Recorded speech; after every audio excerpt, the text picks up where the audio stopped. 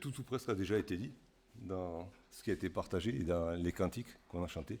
Ce soir, il va être question de foi, de persévérance, et même de combat de la foi, hein, dont on l'a déjà chanté. Je vais faire que répéter ce qui a été dit. Mettre un peu en ordre peut-être. Oui, merci Seigneur pour cette soirée que tu nous donnes. Merci parce que dans notre navigation, dans ces temps qui sont les derniers, tu es auprès de nous. C'est toi qui nous as sauvés, c'est toi qui nous accompagnes, c'est toi qui nous prépares une place dans la maison de ton Père et c'est toi qui nous y conduis. Et c'est toi aussi qui nous donne toutes les instructions nécessaires pour faire le chemin jusque-là. Et c'est toi qui veilles sur nous et si nous nous égarons, c'est toi qui viendras nous chercher encore une fois. C'est avec cette assurance, Seigneur, que nous sommes devant toi, nous, tes matelots, pour recevoir instruction de toi. Amen. Alors, il y a avant-hier, je vous ai parlé de certains risques de la navigation, hein, et dans ces temps apocalyptiques. Et on avait vu que dans cette navigation, on allait rencontrer des tempêtes. On en a déjà rencontré, on en rencontrera d'autres. Et les dernières seront les plus violentes. Mais dans le passage que j'avais partagé avec vous, en fait, on avait vu que ces tempêtes, elles sont pour nous qui croyons, elles sont juste l'occasion de voir la gloire de Dieu, de voir ses grandes œuvres, de voir les merveilles qu'il fait en notre faveur, à une condition, c'était de garder les yeux ouverts. Ce soir, je voulais vous parler d'un autre risque de la navigation, et du coup, je voulais vous inviter à être très vigilants, parce que dans beaucoup d'histoires de navigation, il est aussi question de naufrage. Et dans la vie chrétienne, il peut arriver que certains fassent naufrage.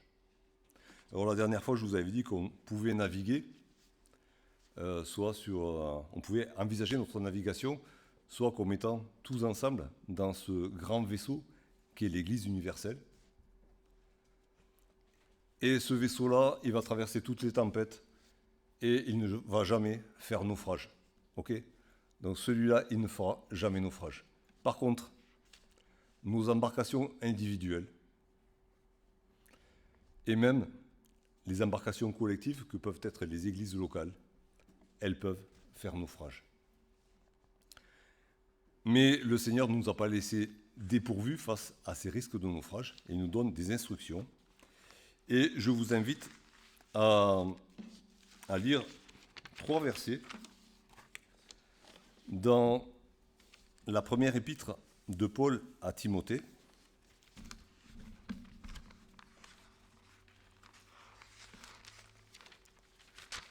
« 1 Timothée, au chapitre 1er, à partir du verset 18.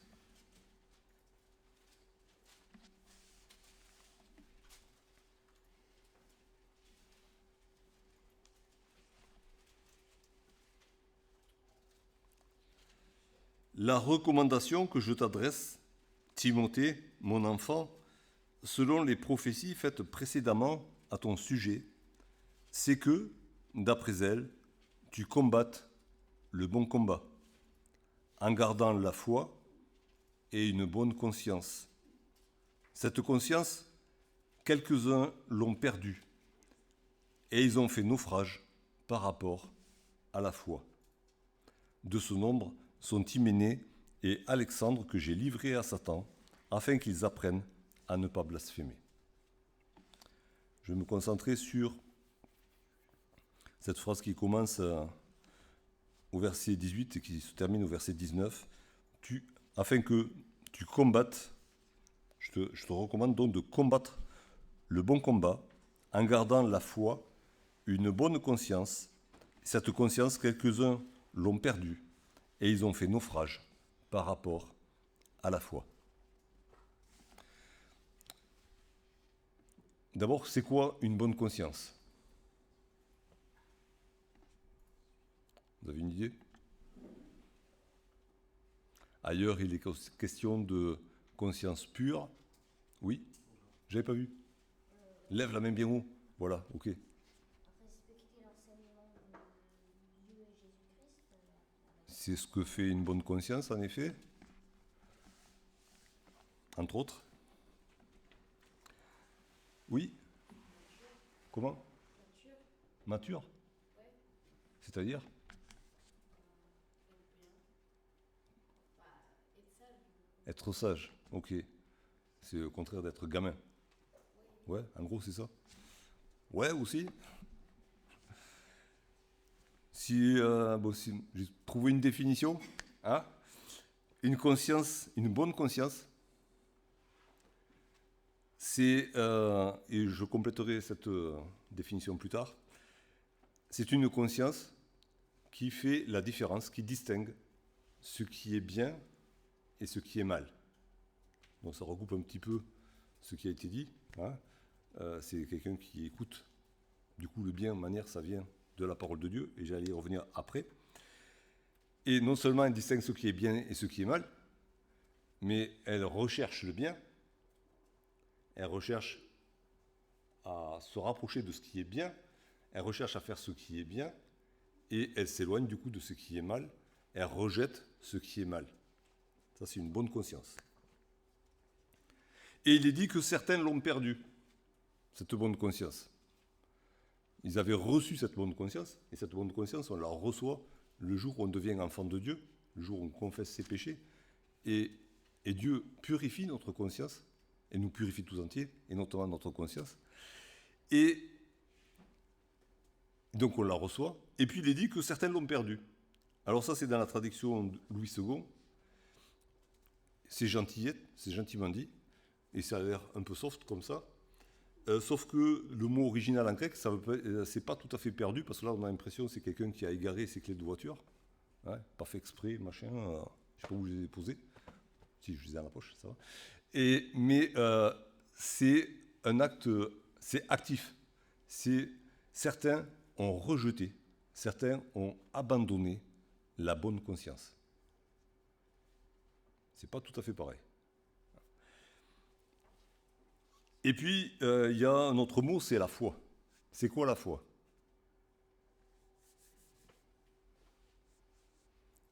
Oui.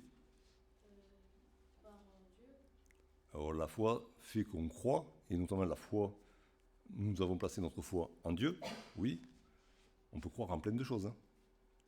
Mais oui, nous avons placé notre foi en Dieu, on croit Dieu, et du coup ça se manifeste comment?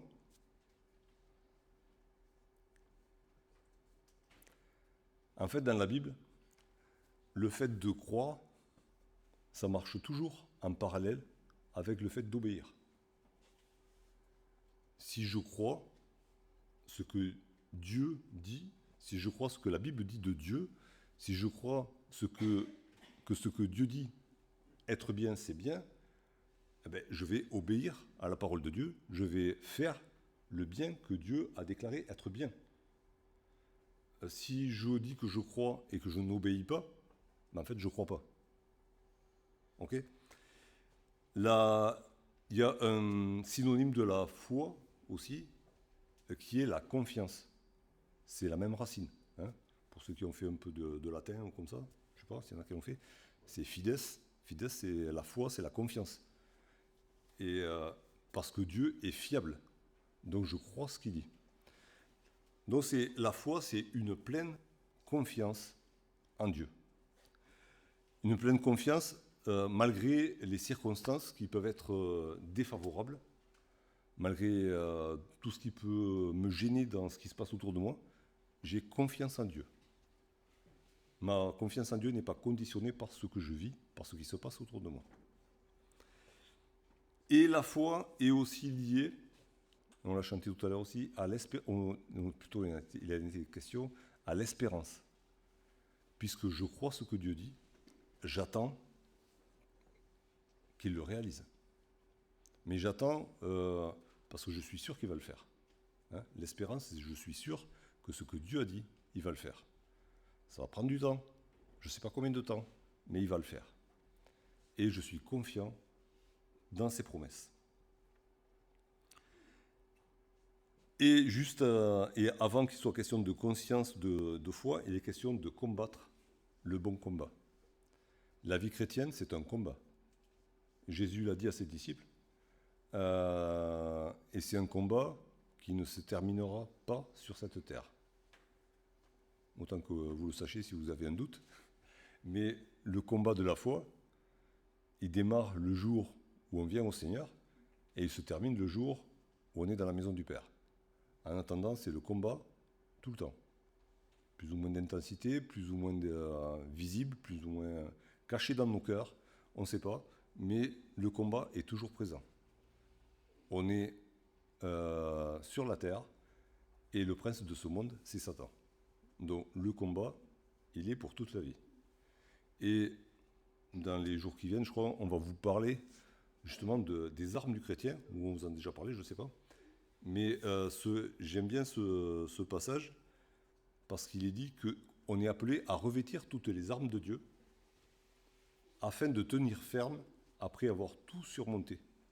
Donc il y a les grands combats, et là ils sont identifiables, on se bagarre bien, ok, parce que l'ennemi, il n'est pas caché, il est face à face, donc on l'identifie bien et on se bat.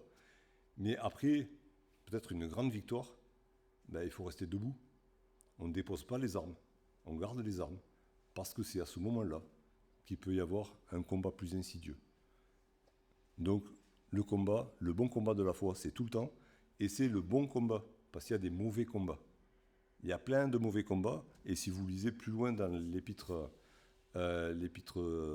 cette première épître de Paul à Timothée, Paul recommande à Timothée de s'abstenir de beaucoup de choses qui ne mènent à rien.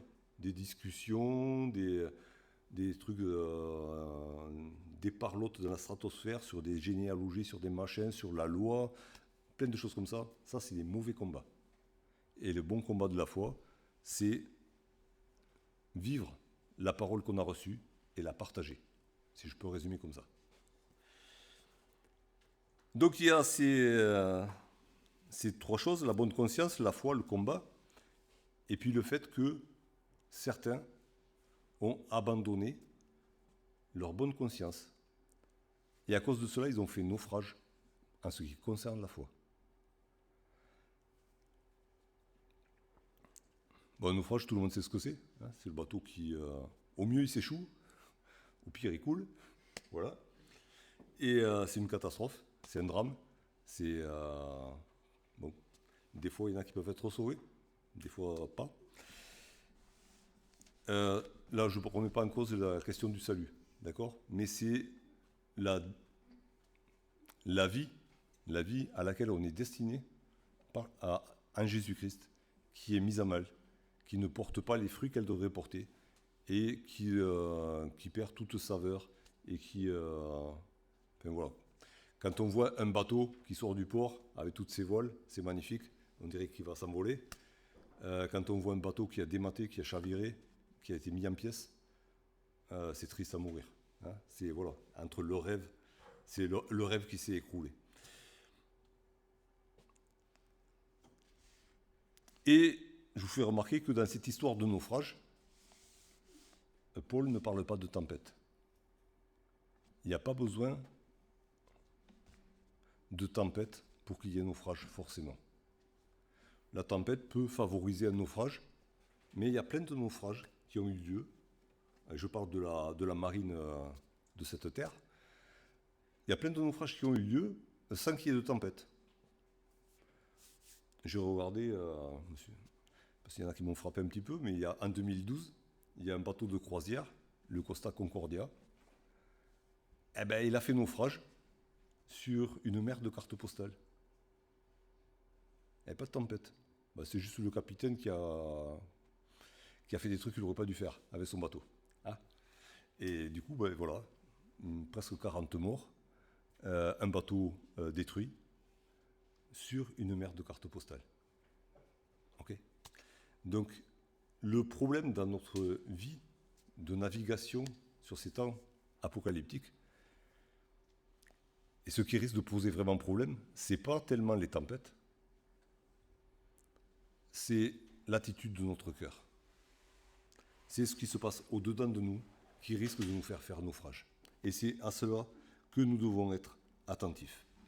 Alors la bonne conscience dont il est question ici, elle nous a été donnée par Dieu lui-même le jour où on s'est repenti de nos péchés, où on a reconnu Jésus-Christ comme notre Sauveur.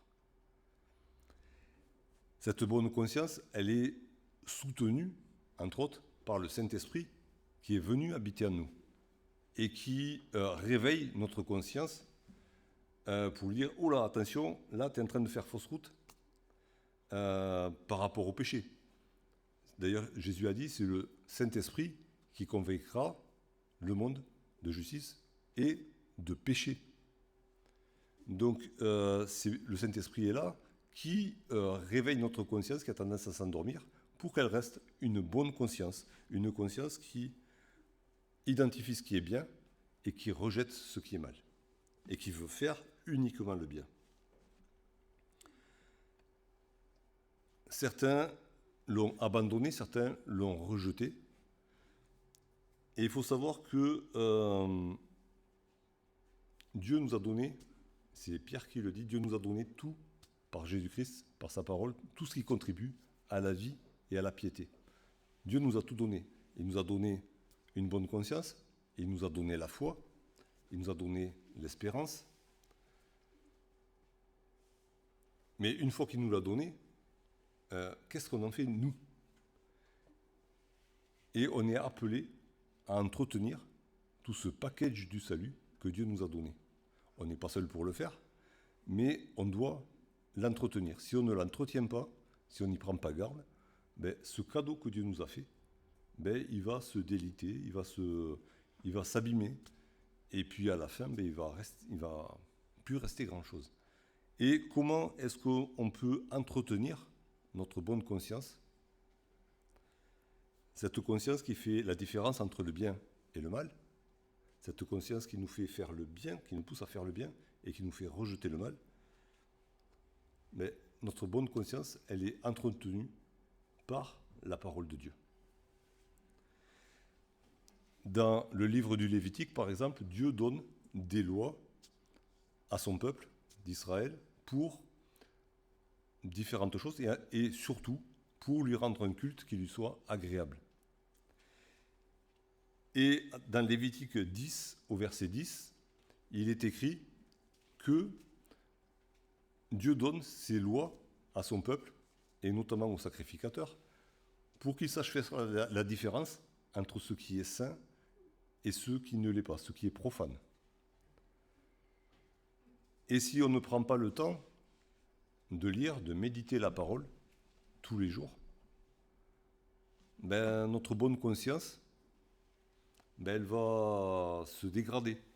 Elle sera beaucoup moins affûtée parce qu'on n'aura pas écouté la parole de Dieu et que du coup, on ne saura pas trop faire la différence entre ce qui est bien et ce qui est mal. Et la parole de Dieu, on peut la lire, la méditer tout seul, et on doit le faire.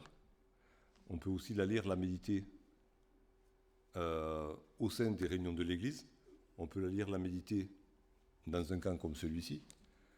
Et on peut la lire, la méditer dans toute occasion qu'on peut provoquer, nous-mêmes, en allant à la rencontre de frères et de sœurs pour passer du temps avec et recevoir, échanger ce que les uns et les autres ont reçu de la part du Seigneur. Et ça, c'est très important aussi, de se soutenir les uns les autres, de s'encourager les uns les autres dans la parole du Seigneur.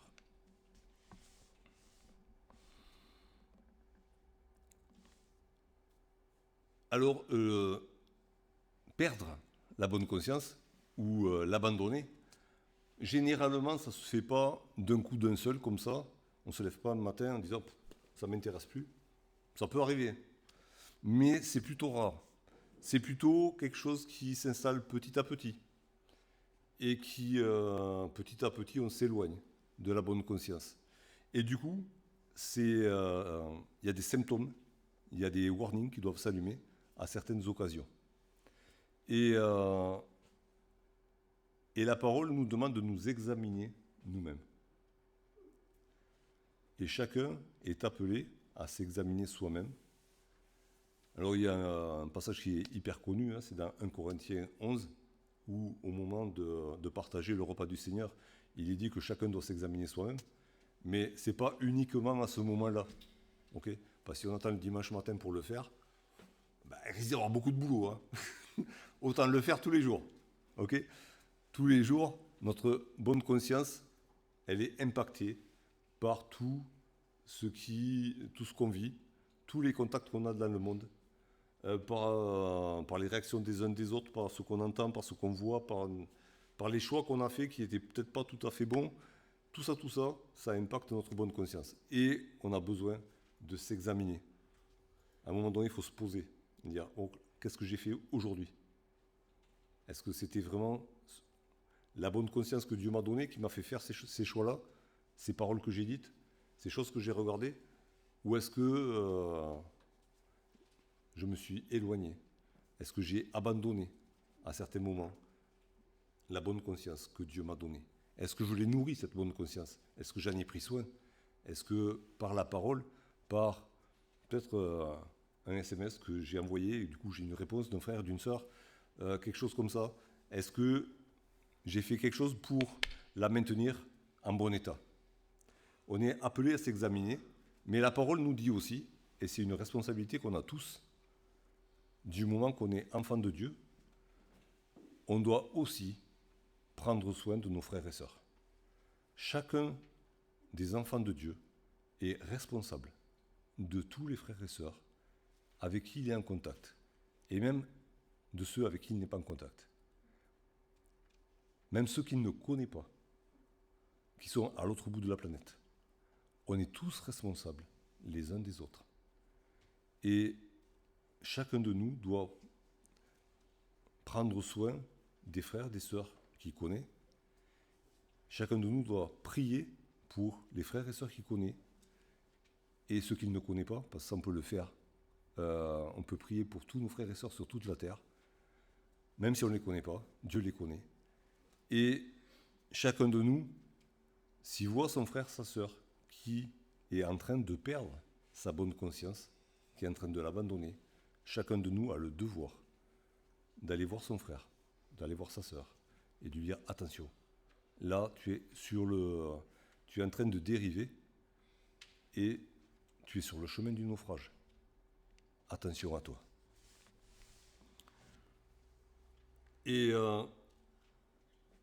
comme je le disais, c'est des choses que la parole relate. Hein. Ici, Paul parle de 2 hommes qui se sont éloignés, tellement éloignés qu'ils étaient pratiquement irrécupérables. Alors je passe sur la notion de livrer à Satan. Il y en est question aussi dans d'autres écrits de Paul. Mais voilà, à un moment donné, il a essayé de les avertir et ils sont allés trop loin. Mais il est aussi question d'églises qui ont pris le chemin du naufrage. Paul a écrit la première épître à Corinthe. Et à Corinthe, dans l'église, se passaient des trucs inimaginables, dans le péché. Et Paul leur dit même, il y a des gens dans le monde, ce que vous faites vous, même dans le monde, ça ne se fait pas. Tellement c'était énorme. Paul les a avertis. Il leur a dit, attention, là, vous partez dans un naufrage, votre foi va faire naufrage. Il les a avertis, et par la grâce de Dieu, ils se sont repentis, ils sont revenus sur le droit chemin. Paul a écrit, pareil, l'épître aux Galates.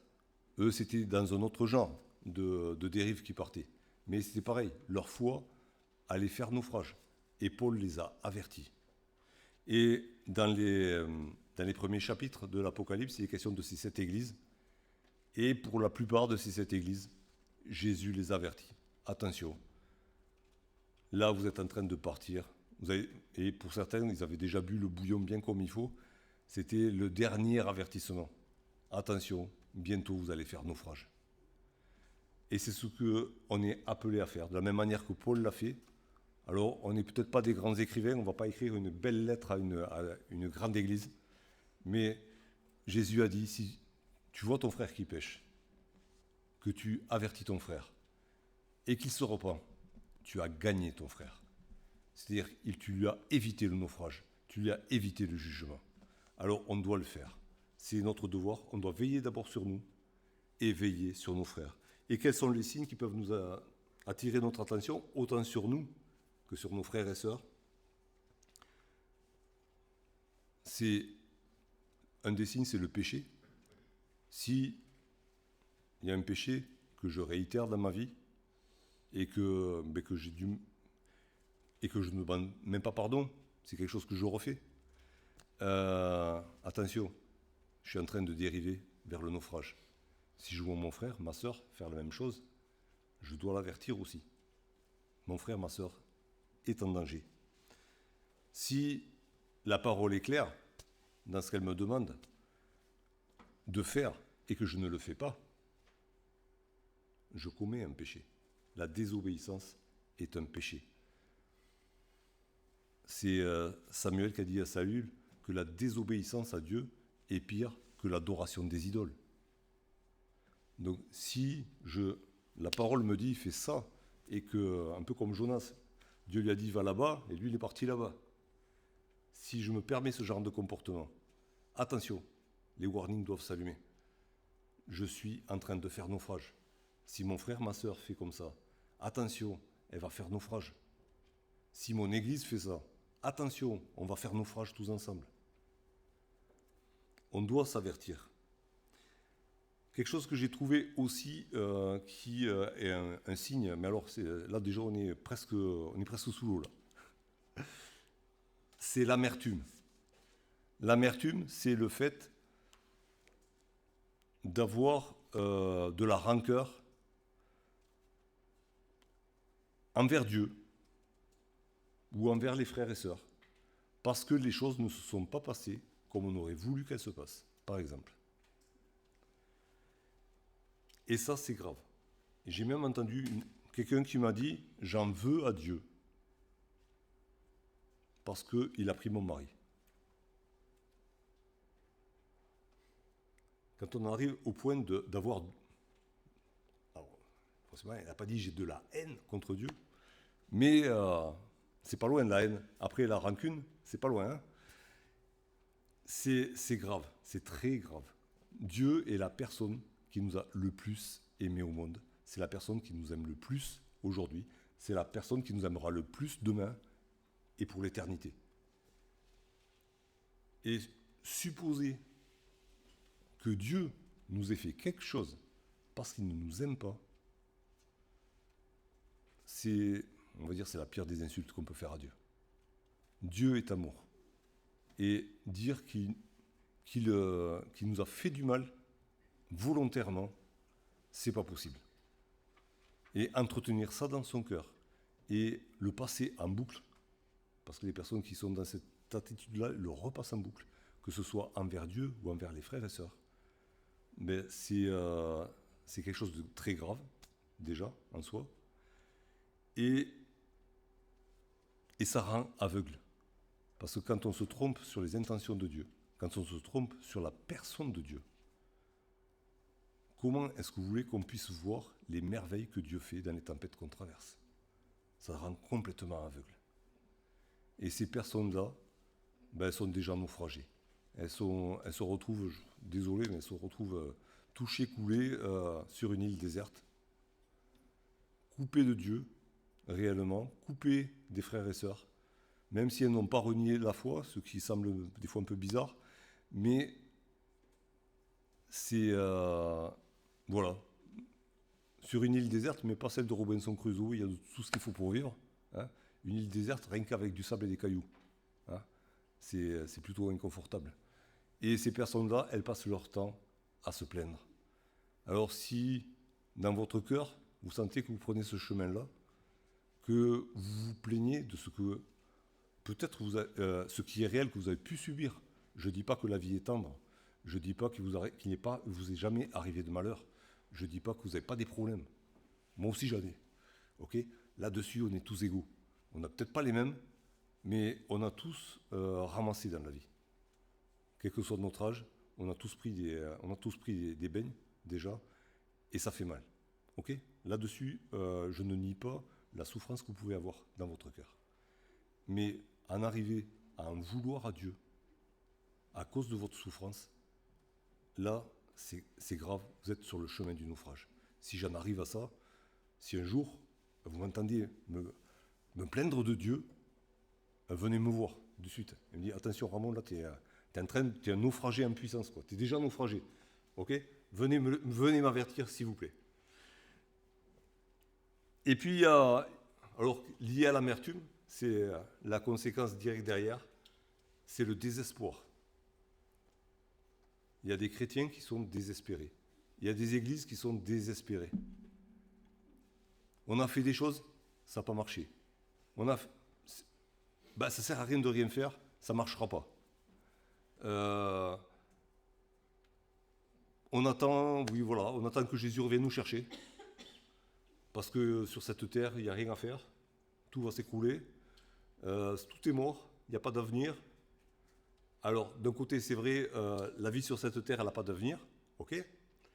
Mais il y a un verset que j'aime bien dans un psaume qui dit dans un psaume, non, c'est dans un prophète, je crois, alors, par contre, lui, il change, je ne sais pas si c'est Jérémie ou Ézéchiel, il faudra que je fouille. Ça me vient comme ça et j'ai oublié de le chercher.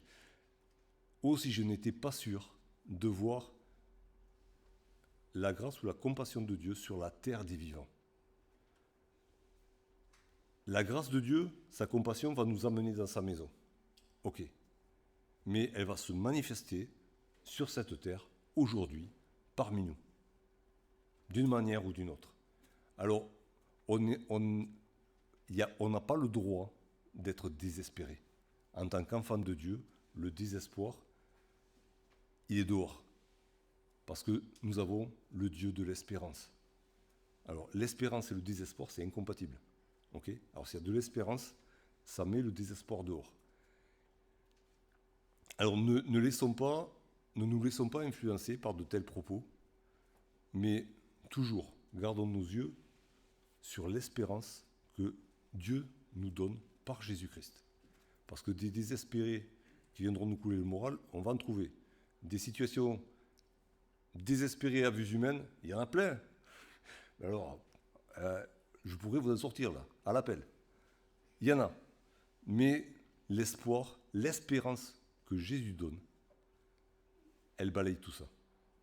Ok ? Donc ne nous laissons pas influencer par le désespoir. Et s'il y a du désespoir dans notre cœur, parce qu'on a essayé plein de fois, et que ça n'a jamais marché, on a chanté persévère. Persévère. C'est le combat de la foi, de persévérer, pour que Dieu puisse se manifester. Si je persévère dans la foi, Dieu va se manifester. Dieu a dit à Marthe et à Marie, à Marthe, si tu crois, tu verras la gloire de Dieu. Mais si tu crois vraiment, okay, si toute ta foi est dans le combat, tu verras la gloire de Dieu. Alors, le désespoir, dehors. Et si je vois un frère, une sœur qui est désespéré, c'est mon devoir d'aller lui rappeler l'espérance. C'est mon devoir. Alors forcément, il y a des circonstances qui ont créé peut-être ce désespoir, et je dois passer du temps, et je dois l'aider, et je dois faire mon possible pour être proche, pour la soutenir, et par la parole, par la prière, relever mon frère, ma sœur, et avancer ensemble. Alors du coup, voilà, on a ce risque de naufrage. Le naufrage de notre foi, parce que notre bonne conscience, on l'aura perdu, on l'aura négligé, on l'aura abandonné. Du coup, prenons soin de notre bonne conscience. N'oublions jamais de la nourrir par la parole, sous toutes ses formes. Elle peut être emballée dans plein de contenants, la parole de Dieu, mais n'oublions pas de la nourrir, cette bonne conscience, de l'entretenir, il est question de purifier notre conscience des œuvres mortes de la chair, du coup de l'examiner et de demander pardon pour que Dieu la lave encore, la purifie, la rende encore plus belle, encore plus performante pour distinguer ce qui est bien de ce qui est mal. Persévérons dans le combat de la foi et gardons une espérance pleine et entière que ce que Dieu a promis il le fera. Si notre foi est pleine et entière, il n'y aura pas de place pour le désespoir. Il n'y aura pas de place pour l'amertume. Et surtout, veillons aussi les uns sur les autres. Je dois veiller sur moi-même. Et je dois aussi veiller sur les autres. Et c'est pas parce que je suis petit, tout nouveau dans la foi, que je n'ai rien à dire aux autres. Ce que Dieu m'a confié, ce que Dieu m'a dit, ce que Dieu a mis dans mon cœur, je dois le partager. Parce que quelqu'un autour de moi a besoin de l'entendre. Si Dieu m'a dit quelque chose, c'est pour moi, bien sûr, mais c'est aussi pour que je le partage. Alors, n'ayons pas honte de le partager. C'est comme ça que, peut-être, sans le savoir, on va sauver notre frère, on va sauver notre sœur du naufrage. Que le Seigneur nous aide à faire cela.